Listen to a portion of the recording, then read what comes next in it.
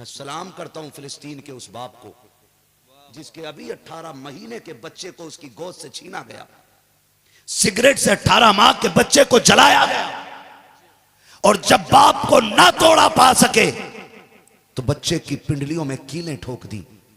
लेकिन उस बाप ने ना मजबूत खड़े हो के बताया कि तुम भूल गए हो, लेकिन हमें याद है ये जो तुम बच्चों के साथ सितम कर रहे हो ना, ये तुम्हारा आज का बुग़्ज़ नहीं, ये हैदर कर्रार की उस मार का दर्द है जो तुम मुसलमान के बच्चों से भी घबरा जाया करते हो।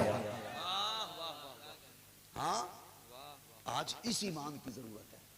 इस ईमान की सिलेंडर ना मिला तो किसी भी पार्टी में घुस गए। मिल गया सिलेंडर तुम्हारे यहाँ तो हमें पहुंचवा दियो यार, अभी तो मिल लिया होगा, पता चलेगा आगे कुछ चल के, है ना भाई। खैरियत है सारे लोग। ईमान, आज हमें इस पे बात करनी थी, इस पे बात करनी थी। माफ कीजिएगा, शादियां सब में हो, तुम्हारे यहां शादियां होती हैं? पीछे मुड़ के क्यों देख रहे हो रही हाजरी है ना? अच्छा, वो पटाखे शादी के ही थे। चलो मैं आपसे कुछ बात कर लूं। शादी सबकी होती है ना? जरा दिल पे हाथ रख के बताइए, हमारी शादियों में गैरत कितनी रह गई है? जो बुजुर्गों पे भौंकते हैं, जो वलियों पे भौंकते हैं, जो मीटर लिए घूम रहे हैं, उनके घर में चेक करो कि शरीयत की पाबंदी पूरी हो रही है। जो हमें इस्लाह करनी चाहिए थी वो जरूरी ये था कि हम अपनी बेटियों के सरों पे दुपट्टे ले आए।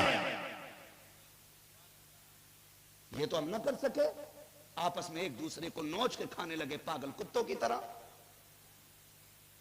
आज हाल क्या है, अल्लाह माफ करे, देख लेना तमाशा।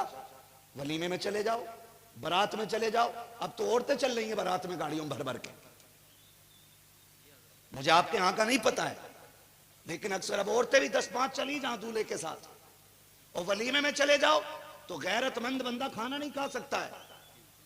सब एक जगह गठबंध है, किसी के सर पे दुपट्टा नकी है। मैं पूछना चाहता हूं, क्या ऐसी माओ की गोद से सलाहुद्दीन अय्यूबी आएगा जो एक दावत के लिए दुपट्टा उतार दे? क्या ऐसी मां की गोद से खालिद बिन वलीद जन्म लेंगे जो एक दावत के लिए अपने सरों को नंगा कर दे? मुझे बता तो सकी, कहां से आएगा साबिर कलियरी कवारी जब बेटियों के सरों पे दुपट्टे नकी होंगे? कहां से आएगा अजमेर वाले आका का गुलाम जब बेटियां नंगे सर रोटियों पे टूट पड़ेंगी?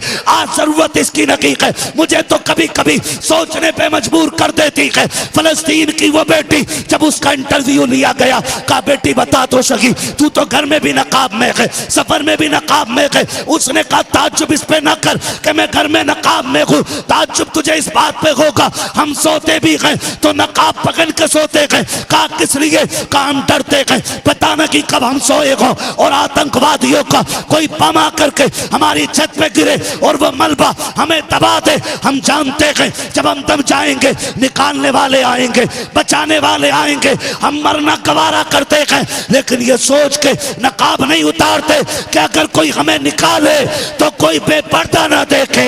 नबी के दर की शहजादी पर्दे में नजर आनी चाहिए।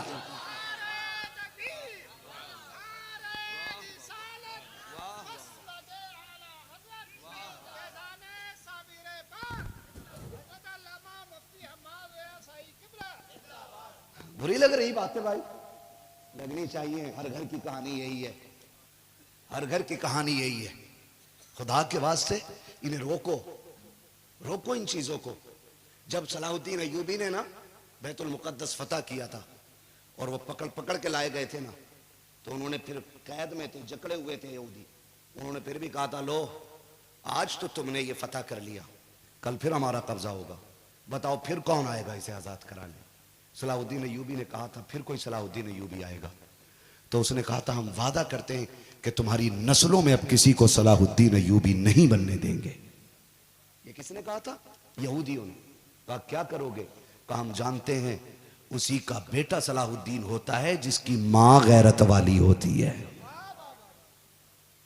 आप मुझे बताओ, अगर तेरा मेरा बेटा चुगली कर रहा है, गीबत कर रहा है, चोरी कर रहा है, छत पे खड़े होकर पेशाब कर रहा है, तो जिम्मेदार मौलवी नहीं, कहीं ना कहीं हमारे ये लहू के रिश्ते भी उसके जिम्मेदार होते हैं। हाँ, हमारे लहू के रिश्ते उसके जिम्मेदार होते हैं। हमारा बच्चा अगर छत पे खड़े होकर पेशाब कर रहा है हमारे खून के रिश्ते उसके जिम्मेदार हैं। खुदा के वास्ते बेटियों को बापर्दा कर दो, इनको बाहया बना दो। हाँ, मुझे एक बात बताओ, अपने घर की रौनक बनाने के लिए बंदा चाहता सारी औरतें बेपर्दा हो के मैदान में आ जाएं, लेकिन जब रिश्ता करने की बात आती है तो फिर ढूंढता है कि कोई हमें राबिया बसरिया की कनीज मिल जाए। जब तुमने दूसरे की बेटियों को नंगा देखा है तो बचेगी तुम्हारी भी नहीं। ये लिख लेना मेरी बात। इसलिए आप अपनी नजरों को बाहया कर लो, तुम्हारी नस्लों में गैरत वाली बेटियां पैदा होना शुरू हो जाएंगी। आज जरूरत इस बात की, अल्लाह माफ करे, बिया भी हो रहे कम थोड़ी। पहले दुल्हन आती थी, अब एटम बम आ रही है। क्या एटम बम आ रही है? आते ही धमाका, पूरे घर के 6 टुकड़े। हाँ, पूरे घर के 6 टुकड़े हैं, साथ ही हो रहे हैं। चलो ठीक है, साथ में मंजन खड़ा होता होगा, डल्लब खड़ा होता होगा भाई, है ना। कई टुकड़े घर के हो जाते हैं। क्यों? क्योंकि अब्बा कम थोड़े ही है। भैया रुखसती वाले दिन यूं है, यूं मुझे बैठने रही, वो रोती है भाई, उससे घर छूट रहा है, परिवार छूट रहा है, अपने रिश्तेदार छूट रहे हैं, वो रो रही है। कह रहा रो क्यों रही है? कोई बात हो तो बता देना। ऐसा लग रहा है जैसे ये मेले में जा रही है और इसे चोरों का डर हो। तो टेंशन मत ले, फोन तो आई तुझ पे। भाई रिश्ता करते ही जो आ गया था, इस फोन ने भी कौम के बेड़े गरक करके रख दिए।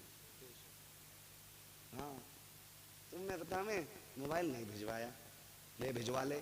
किसी बात को लेकर समझियों में हो गया झगड़ा, रिश्ता हुआ वाया टूट गया, तो इधर तो इज्जत के लिए मर रहे हैं, वो भाग गए दोनों।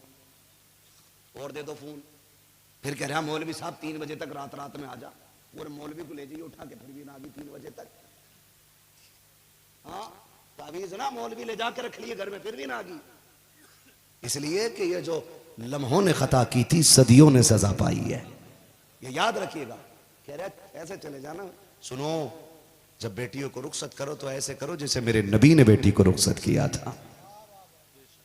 तेरी मेरी बेटी कोई इतनी बड़ी नहीं हो सकती जितनी अजमतों वाली मेरे नबी की बेटी है, जिसे दुनिया खातून जन्नत सैयदा तैयबा ताहिरा आबिदा जाहिदा नकिया रकिया साजिदा आबिदा कारिया आलिमा फाजिला मुफ्तिया हाफिजा कारिया सैयदा कायनात खातून जन्नत फातिमा ज़हरा कहा जाता है।